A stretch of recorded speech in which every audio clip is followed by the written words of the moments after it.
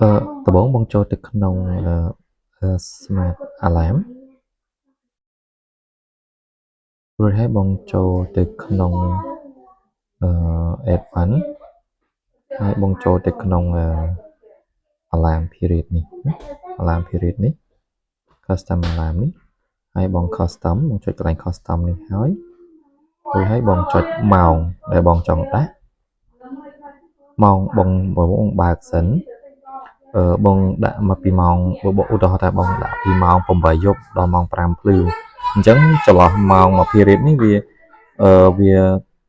ឆ្លងថ្ងៃគ្នាអញ្ចឹងបងត្រូវការដាក់2ខ្សែអាឡាម2ខ្សែអញ្ចឹងអាឡាមខ្សែទី1គឺរត់ពីម៉ោង8យប់ដល់ម៉ោង12យប់សិនចូលដល់ថ្ងៃថ្មីបានរត់ពីម៉ោង1 នាទីរហូតដល់ម៉ោង5ភ្លឺអញ្ចឹងណាហើយថ្ងៃនេះគឺបងបើកទាំងអស់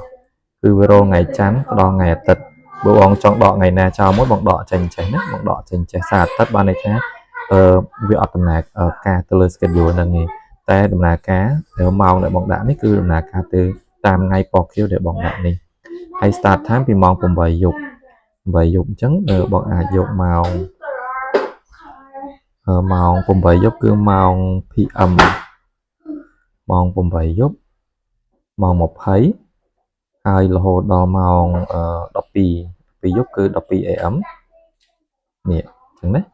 ម៉ោង1អញ្ចឹងអានេះperiod នេះ4ម៉ោងហើយម៉ោង8ដល់ម៉ោង12វា4ម៉ោងអញ្ចឹងបងត្រឡប់មកក្រោយវិញមួយអញ្ចឹងវាជាប់ every day កន្លែងនេះមានន័យថារាល់ថ្ងៃជារៀងរាល់ថ្ងៃគឺ schedule ហ្នឹងវាដើរម៉ោង8ដល់ម៉ោង12យប់ហើយអញ្ចឹងបងចង់ឲ្យបន្តទៀតពីម៉ោង12យប់ដល់ម៉ោង5ភ្លឺអញ្ចឹងបងត្រូវដាក់មួយខ្សែខាងក្រោមនេះមួយទៀតបងបើកថ្ងៃច័ន្ទដល់អាទិត្យដូចគ្នាដដែលរួចហើយបងបើកអានេះឡើងរួចហើយបងបន្តពីអានេះពីម៉ោង12យប់នេះពីម៉ោង12យប់ម៉ោង00រហូតដល់ម៉ោង5ភ្លឺ5 AM អូខេប៉ុណ្ណេះមកប៉ុណ្ណឹងជាការស្រេចត្រឡប់ទៅក្រោយវិញអញ្ចឹងពីខ្សែនេះ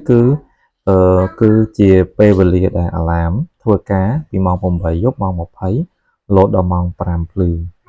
តែប៉ុណ្ណេះមកយើងត្រឡប់ថយក្រោយវិញអូខេតែប៉ុណ្្នឹងមកវាជាប់ហើយបងហើយអាឡាមកន្លែងនេះmake sure ថាប្រកាសថាបងបើកវាពណ៌ខៀវចេះមកប៉ុណ្្នឹងអូខេបងអរគុណច្រើនបង